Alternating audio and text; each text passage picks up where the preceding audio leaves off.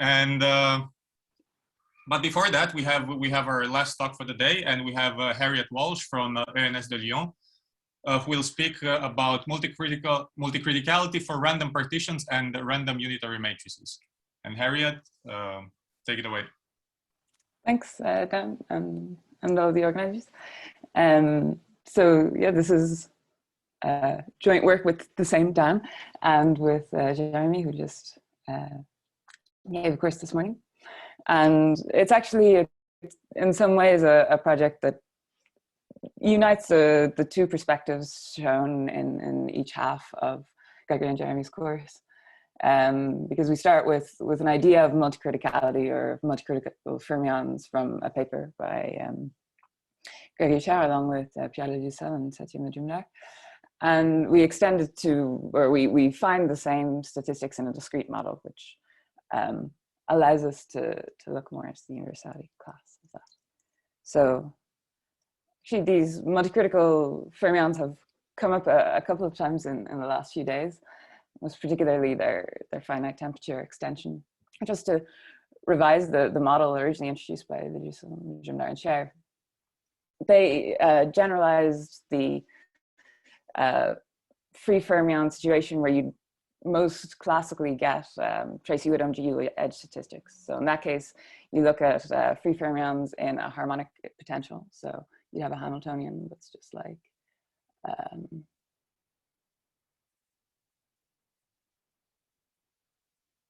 this,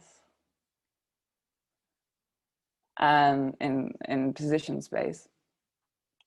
And in that case, as Gregory explained, you have a direct map to the eigenvalues of matrices in the Gaussian unitary ensemble, Hermitian matrices there. And on the edge, when you look at what happens, the fluctuations of the largest eigenvalue in the GUE, or equivalently the rightmost particle in a harmonic trap, you get these famous Tracy Widom statistics. The way they generalized it was to consider a higher order potential. So here, instead of a harmonic trap, you have some anharmonic trap with a flatter center and steeper edges.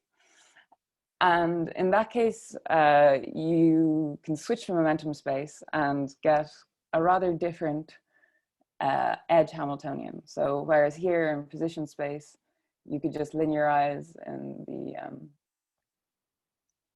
harmonic case to have just like a linear position. Here, what they've done is instead switching to momentum space,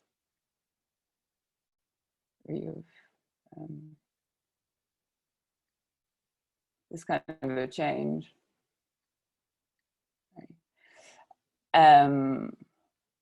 This potential appears as a higher order derivative, and the linearized momentum gives you a generalization of the eigenvalue relation satisfied by the classical Airy function. And in turn, you get generalized Airy functions that satisfy this new relation, which will be the wave functions for single particles on the edge.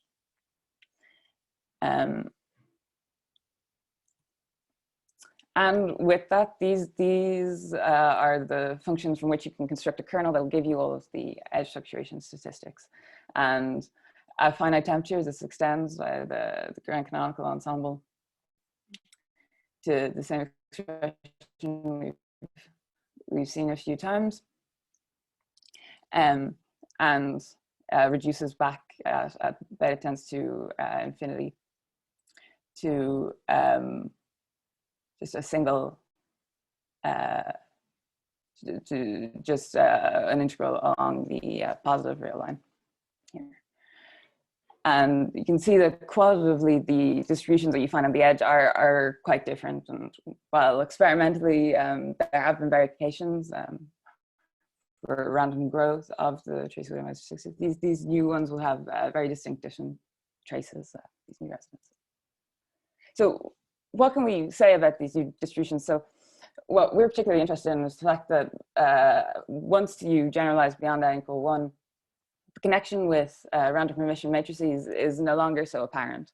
There have been other ways of generalizing Tracy Widom distribution, which is maintain a connection with Hermitian matrices, but this loses it, but keeps a connection with integrable hierarchies, particularly the polynomial integral hierarchy. So here, the higher order distributions are now tau functions of descendants of polynomial equation of higher order differential equations in the same hierarchy. And this has been proved by the original authors of the paper, Majumdar and Schehr, but also by Professor Clayson Girardi, and also extended to finite temperature by some people we've gotten to hear speak this week, Heimlich, as well as Bouttier, Professor, and Targoni. So what we were interested in kind of regaining the connection with random matrix models, and at the level of asymptotics, that was kind of already apparent because that very same polynomial 2 hierarchy had appeared in the asymptotics of multicritical unitary matrix models. These were studied in the early 90s by Harriet Walsh and not in terms of their edge fluctuations, but just in terms of multicritical break in eigenvalue support. And what we propose to do is to study the same models, but from a discrete perspective, and see what kind of other models can be seen in connection with that. And in particular, the type of models we'll study are models of random integer partitions. So integer partitions are just sequences of weakly decreasing positive integers that are eventually 0. We tend to represent them with this kind of diagram where we put the first longest one at the bottom. We could call them lambda, and then go the first one lambda 1, and stack them with these left aligned boxes. In the rest of the world, I think we orientate them the other way, but we'll keep to this convention. And these are objects that appear really very naturally anytime you have the symmetric group. So they classify conjugacy classes of symmetric group as well as representations of symmetric group. But in particular, what would be useful for us is that they index bases of symmetric functions. So you can have a large choice of bases of symmetric functions. I've given some examples here with the power sums, what that looks like if we take the basis element given by this particular 4-2-1 partition of 7, or the elementary symmetric functions here, or indeed the slightly more complicated ones with Scheur functions that have some nice properties. And using these, we can construct nice probability measures. And the main kind of physical motivation for why we can look at useful measures on these types of objects is that each partition maps to a fermion configuration. And this is exactly the type of fermion configuration indexed by Maya diagrams that Jérémie had introduced. So physically, we can think of it as kind of a filled Fermi sea, where all of the, typically we'd consider all of these filled sites to be negative energy states. And then you've got positive energy states that aren't occupied. And we have some space in the middle where there's a few excited particles that jump over this. And the way we connect this diagram to a partition is simply by taking that Young diagram we've drawn, rotating it 45 degrees, and extending out to the left and right with diagonal rows. And wherever we have a slope of +1, we put an empty particle, including infinitely to the right. Whenever we have a slope of -1, we put an empty site, and we put a filled particle on this diagram at the bottom. So this gives us exactly these configurations. Here we label them with half integers, putting a 0 in the middle. This gives us exactly the kind of list of fermion configurations that we can handle, and in particular, on which we can build free fermion models, where via Wick's theorem, any correlation function will be expressed as a determinant. So any correlation, any correlation function can be computed exactly in the context of a free fermion model. And what we find is that it's the Scheur polynomials that give us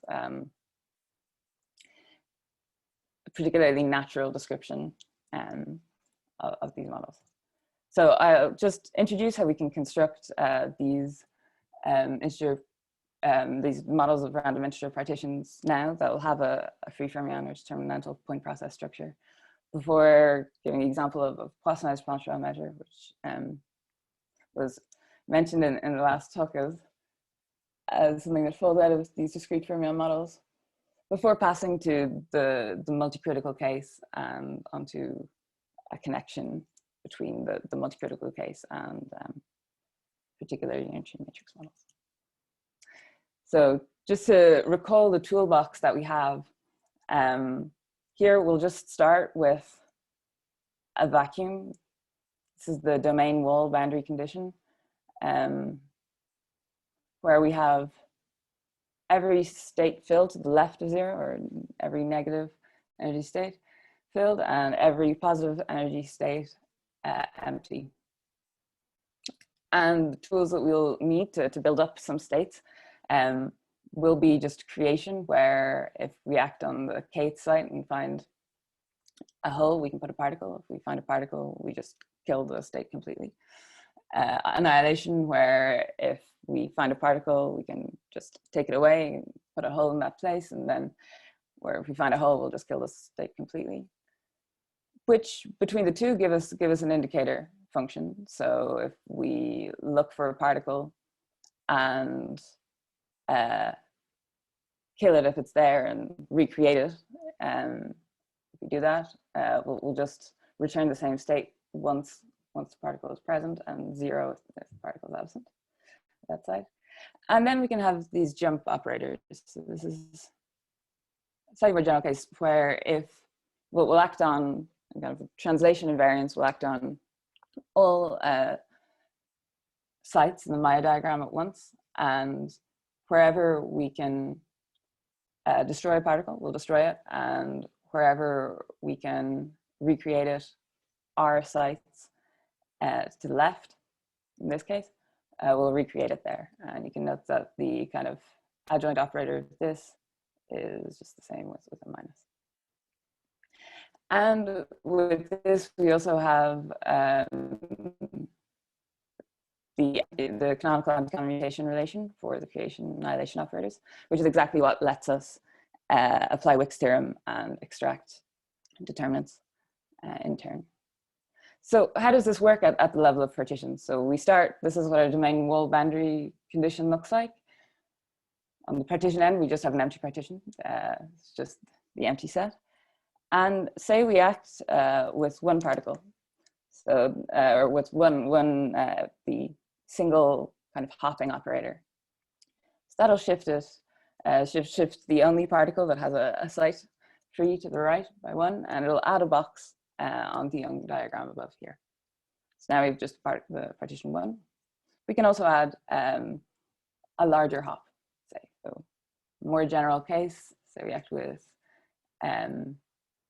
the then 6 bosonic creation operator. We can jump any particle that's able to, can jump up 6 slots, and we can add on a ribbon of 6 boxes with this shape here. What we're actually constructing in terms of process is we'll look for the correlation function. So for the probability that some subset of the half integers x will belong to the fermion configuration S. In the case where we've just created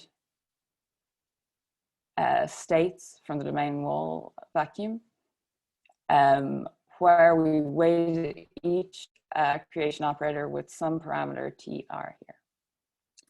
And then we can apply our indicator to check if we have particles at each k for each member of that set x. And then we can come back down to the vacuum state using a new set of parameters here as t prime. And what we have from Wick's theorem is that this will be some determinant. We can apply the anti-commutation relations here to pull out an exact expression for this. And And specifically, it's going to be a determinant of a kernel that's generated by this expression here. So in the case where we only have T1 and T prime 1, which are non-zero, this is exactly the Bessel kernel. And we should also have a normalization on all this, which will just be this partition function here.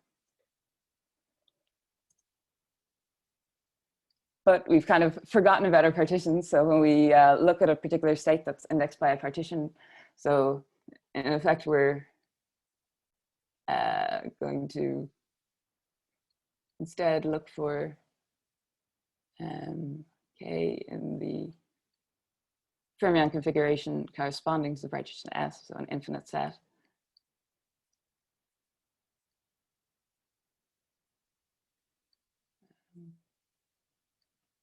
Here, and have the rest of the vacuum expectation value here. What we find is that that can equally be written as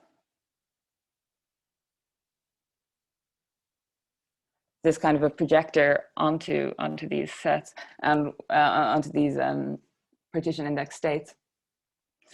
And in fact, what we get, exactly this determinant picks out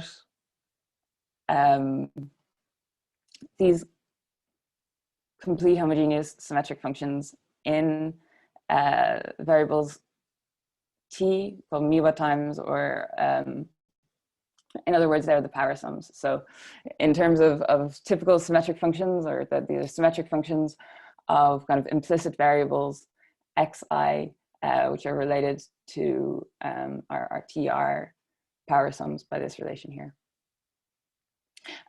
And this determinant of complete homogeneous symmetric functions is itself a symmetric function. It's a Schur symmetric function. And what we find is that if you just want to look at correlation function for configuration corresponding to a given partition, we have this very simple expression in the probability of having that particular partition. So to give an explicit example, a very classic one, where we just take the first of these terms to be non-zero and give it, let them equal some parameter theta, and afterwards we take we don't exclude any longer distance hopping terms. What we get is the Poissonized Plancherel measure. So we can kind of understand why this expression appears when we look at exactly what the hopping does. So each time we want to build up to a state, we can only add one box at a time. So the number of ways of getting to a given state is just the kind of ways of adding boxes so that you're always getting a Young diagram. So maybe I could do it this way. Either way, I need to add 7 separate boxes in a way that in both directions, or add labels to the boxes of my diagram, in other words, in a way that they're increasing in both directions. And every time I do that, I'm just writing a standard Young tableau of the shape lambda. And when I look at the corresponding measure on partitions, this is exactly the Poissonized Plancherel measure. So here, this term gives the number of standard Young tableau, and the size of the partition, the number of boxes is itself a Poisson random variable of mean theta squared. And as we let that size grow, so as we take theta tending to infinity, we see this concentration to a limiting shape. So this is a classic result. And the limit shape that's found is named after Shear of Logan and Schehr. And at its right edge, we find that the fluctuations are of order 1/3 in theta, and they recover the Tracy-Widom distribution. And we can actually understand exactly why this happens at the level of fermions, because heuristically, what happens is we basically had a Hamiltonian that looks like this.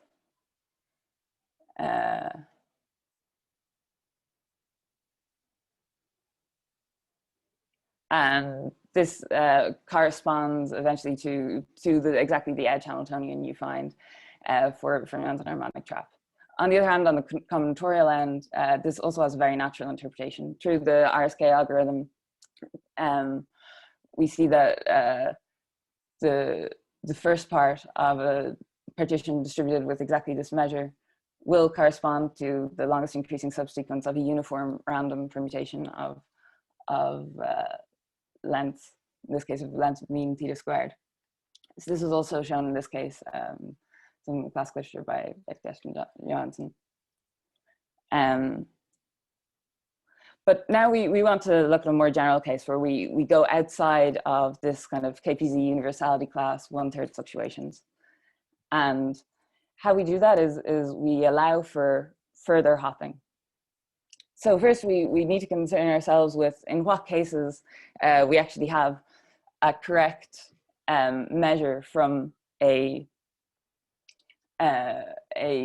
Schur measure. So when do we really have a probability distribution? And what we need is that the partition function is finite. We also need something that's that the probability we're given is positive everywhere, non-negative everywhere. And one way we can easily satisfy this is just to take a Hermitian Schur measure. So we take that the set of parameters t and t prime, as I previously called them, kind of build up the partition and to bring it back down to the vacuum are the same. And at the level of partition, that means we're squaring the same Schur function twice. And another one way we can simply ensure that we have a finite partition function is just to only consider finitely many hops or finite distance hops here. So what we will do is we'll create some, we choose to parameterize with some fixed theta. So as a kind of very natural generalization of Plancherel measure, we'll keep theta as some parameter that we can let grow large. And then we'll tune the terms that it'll multiply for T1 up to some finite number in such a way that they satisfy this set of homogeneous equations, where we'll have some non-zero B and D that will kind of give us, encode the edge behavior. And our main result is that when we take a suitable set of these variables satisfying these conditions, we get exactly the multicritical edge behavior found by the Doussal, Majumdar and Schehr. So in particular, the edge fluctuations through typical inclusion-exclusion arguments will be given by a Fredholm determinant, but it's the Fredholm determinant of exactly their generalized Airy kernel here. And when we look at the suitable scaling that we need in order to capture those edge fluctuations, now it's in, it has an exponent of 1/2n+1 here. So we can see we're really in quite a different class than KPZ random growth type class. And this result is for the first part of partition, so it's for the right edge. We can note that in the Plancherel case, we actually have the same result on the left edge here that appears for the limiting shape. And we can actually treat the left edge exactly the same way using some theory of symmetric functions. So to each partition, you can associate a conjugate partition, which you just obtain by flipping its Young diagram along its diagonal. And at the level of symmetric functions, in the bases indexed by by a partition and by its conjugate. Switching from one to the other is equivalent to switching from the complete homogeneous symmetric functions to the elementary symmetric functions. And at the level of Schur functions, taking the determinant of each will switch between the two. So, and at the level of power sum variables as well, this is just equivalent to alternating the sign between each power sum. So what we find is that for any set of parameters, we have the law of the left edge just by alternating the sign of those parameters from the law of the right edge. And now just to give some explicit examples of ways we can kind of get really explicit generalizations of the Plancherel measure to multicritical cases. For order n multicriticality, where you have an exponent of 1 over 2n plus 1, we'll need to have n non-zero terms, or hopping terms, or parameters in the measure. And the first way we can do this is just by taking the first n to be non-zero, and this fixes a unique way of tuning them up to the overall scaling parameter theta. And then another way that proves to be convenient is to only take the odd ones to be non-zero, because as we've seen, once we are alternating the sign between terms, we'll get different behavior on either edge. So we've constructed these in particular in a way that at n equal 1, they recover the Plancherel measure. But we note that there's no way of constructing these so that they're Schur positive beyond n equal 1. So this means that for certain partitions, we will have negative Schur functions. This doesn't mean that we have a broken probability measure, but it does mean that we can't immediately construct a Schur process. So we can't construct a Markov chain that'll, whereas previously we could see there were boxes being added to a partition. We don't really see ribbons being added. We have some negative weights that are coming in. And similarly, if you were to look at a transport system, at the bottom, we wouldn't just see particles moving to the right or particles just moving to the right with larger hops. There's something more complicated going on where there are some negative weights as well. And to understand, so these are the explicit terms that we're plugging into the Schur measure. But to understand what's happening, it's easiest to look at we call an action. So this appears in the generating function of the kernel at this level here. And they're kind of direct generalizations of what you get for the Bessel kernel. So here in the odd even case, you get something that in particular at z equal 1 has an order 2n critical point. And in the odd case, you have something that has an order 2n critical point at both z equal 1 and z equal -1. And these are the kind of unique functions satisfying that. And with this, we can see what sort of limit shapes will appear. Sorry, does this mean, so there's a question from Betea asking, does this mean that the higher order area kernel should not appear in stochastic particle systems? I don't think I can say that directly, but I think our construction of it doesn't find this, and it does seem that the Tracy Widom statistics are that bit more universal, because this type of construction doesn't really easily find stochastic processes like that. Just for these explicit cases of non-positive Schur measures with multicritical edges, we could find their limit shapes. So you see the Virchow-Logan curve here appears with its universal Wigner semicircle law edge of 1 over 2.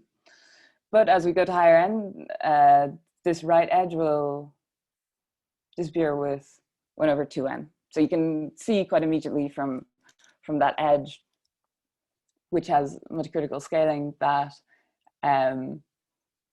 we're leaving the universality class entirely. And here we just have the usual KPZ universality class on the left with nothing changed.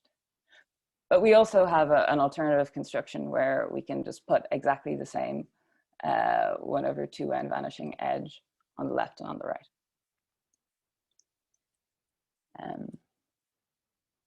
So what really motivated this project in the first place was the connection with unitary matrix models, which we kind of expected to appear because this was already known. It's used in the papers of Betea and Johansson in the first place, that there's some way of mapping the Plancherel measure to a unitary matrix model that's very automatic. And using some kind of class results, we were able to see that this generalizes, in fact, well, that this generalizes to any Schur measure at all, but most significantly, when we apply it to a multicritical Schur measure, the type of the type of unitary matrix model we get is multicritical in a very natural sense. And in fact, I think it was the sense of multicriticality that was originally referred to by Doussal, Majumdar and Schehr. So what we find is when you look at the distribution for the right edge of a given of a partition distributed with some polynomial Hermitian Schur measure, say even more generally. This is equal to the partition function of over size L unitary matrices with a potential given by this. And when you have this type of potential in particular, and when you tune the Schur measure on the left to multicriticality, in fact, you have a type of multicriticality in the matrix, the unitary matrix model on the right, where you get disappearance or vanishing the eigenvalue support of order 2n. So this kind of order 2n edge is sort of a dual to the 1 over 2n edge that we were getting in the partition function. And how we see this happening is just by application of the Cauchy-Binet formula to the determinantal expression for the Schur function. So here, if we want to, so we're looking at a cumulative probability that the length is less than some L.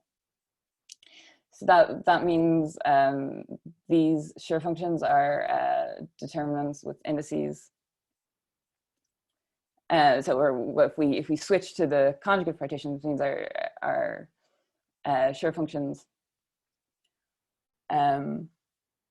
have indices ranging up to this L, so given by the size of the partition. And by application of Cauchy-Binet, this product of determinants is itself the determinant of, in this case, a tuplets matrix, so a matrix with a constant diagonals here, indexed just by the partition. And those diagonals can be found just by picking off coefficients from the generating function of complete homogeneous symmetric polynomials. In particular, the symbol that you find is exactly this. And then using a classical identity that's due to Heine, we can just insert this symbol and kind of Fourier decompose it to find that this determinant is equal to exactly this integral expression on these angles, so each integrated from 0 to 2 pi theta. But in fact, this is just what you get after diagonalizing and using a Haar measure for, Haar random unitary matrices here. And this product of symbols here just gives you back exactly that potential. So what we can say about this is that actually once we kind of found the odd even, so with only right edge, multicritical Schur measures, once you insert that into that formula, in fact, you get unitary matrix models that were already studied by Harriet and Schehr when they were targeting exactly that 2n vanishing in the eigenvalues. And in this case, they had found asymptotically exactly the same Van 2 hierarchy equations. So really, we've explained the origin of that at the level of, or that's I guess the goal that was achieved by this discrete construction of the original multicritical fermion model. And so the n equal 1 case is this well-known result. And in particular, it's something that was used to study the phase transition associated with this KPZ class edge. So they were able to show by looking, rather than at this, by looking at exactly this unitary matrix model, is that you have a third order phase transition from strong to weak coupling. And in that case, there's a scaling exponent of 3. And here we still have this third order phase transition. You're discontinuity in the first order, but or smoothness in the first order. But then we've a change in the scaling exponent here. So with the kind of 1 minute I think I've remaining, I'd like to just give a sketch of what the actual analysis we did in order to get the asymptotic to look like. So originally, like it's somewhat natural that the type of models we studied would find the, or well, it's very natural that they would find exactly the multicritical edge given by these flat traps, where this is sort of the potential.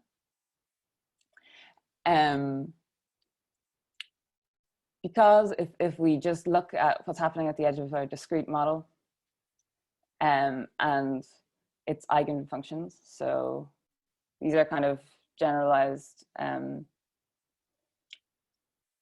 Bessel functions here.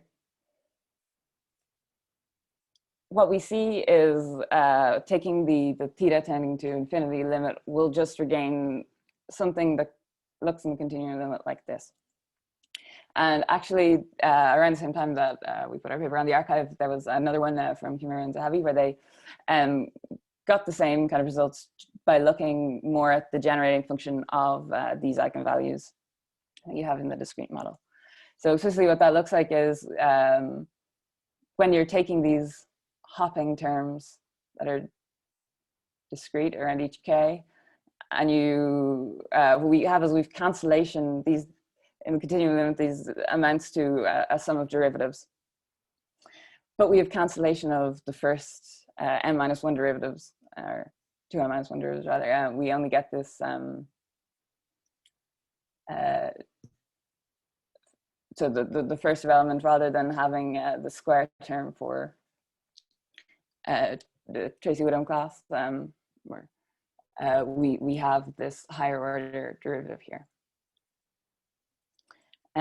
But I guess our paper did a bit differently from theirs, is we also treated the kernel directly and showed that we have convergence of this generalized discrete Bessel kernel to exactly the generalized Airy kernel.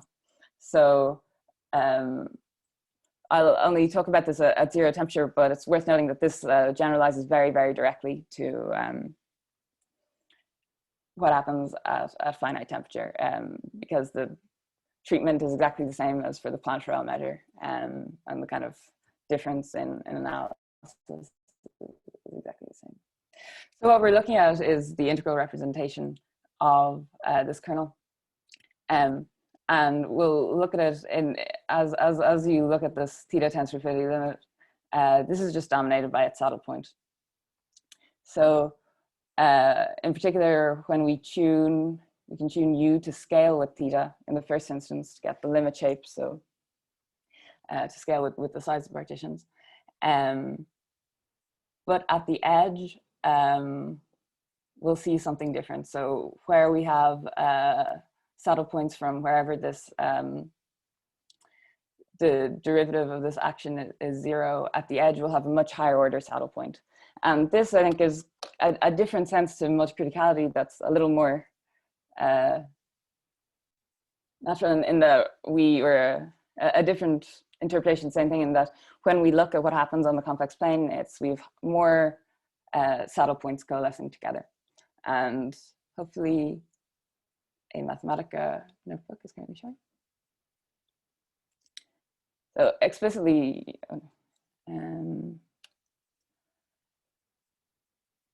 what we're looking at when we're in the bulk, we have, so this is just the Plancherel measure case. We'll have for, so we have n non-zero, or we've up to n hopping terms, we'll have two n saddle points. And in the Plancherel measure case, this means we only have 2.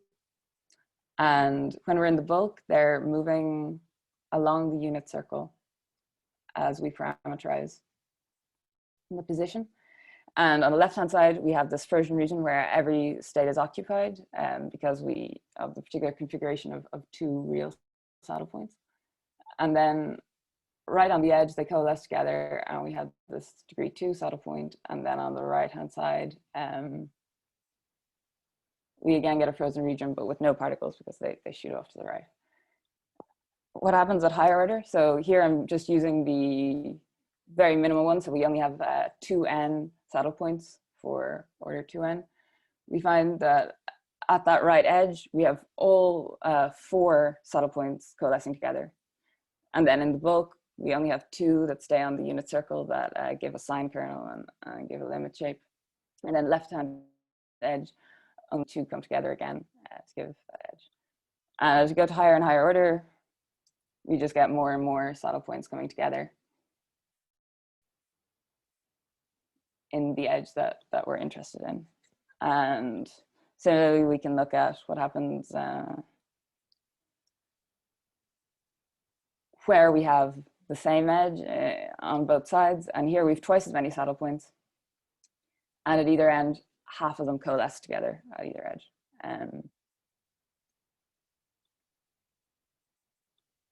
So in practice, that means that we're looking at these more complicated versions of the classic monkey saddle point here. But other than that, the analysis generalizes very directly. And similarly, the analysis at finite temperature generalizes with just a change in the scaling factor in the temperature dependence.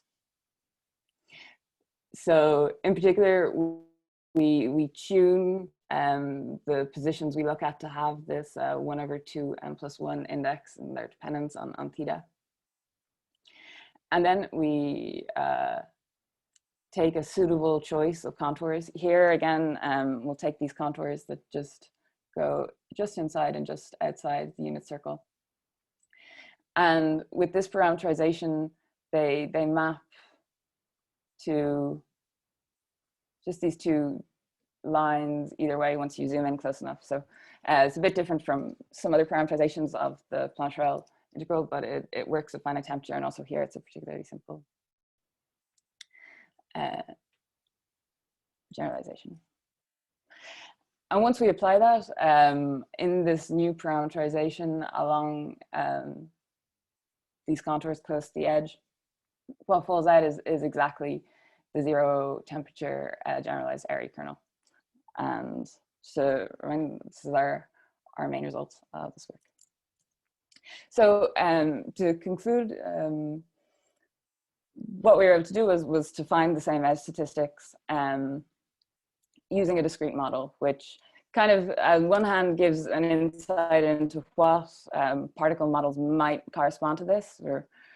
We're not entirely clear on that, but in particular, it makes very clear where the connection with unitary matrices comes from and how that can be explicited. So there are some further questions. In particular, there's a natural generalization that falls from this. So where we have multicriticality at order, or the order of multicriticality is n, we can actually generalize this to something that's non-integer when we're just looking at the minimal measures that we studied. So we just have explicit measures that have an extremely natural generalization, and this should kind of interpolate between the different multicritical points. But along the way, they actually have infinite support. So you'd have longer range interactions. You're no longer talking about finite hopping distances. So you expect something quite different to appear, even though in principle, it's going between, interpolating between points that we know very well. Another thing that comes up is this hasn't really treated all of the possible Hermitian polynomial Schur measures, because some of them can kind of get into different states where the Fermi C configuration is split. And this, on the other hand, can actually, it seems to be treated in a very similar way. So this is something I'm hoping to look at. And then what happens in, another thing that's interesting is to know what happens further on the combinatorial level, because there are some combinatorial interpretations in terms of maps for unitary matrix models, and also in general for partitions. And so in what I've shown, kind of half of the story generalizes to finite temperature. We have the asymptotics of the Shear measure, but we don't know anything about a unitary matrix model. So I think that would be another interesting thing. So thanks very much for listening.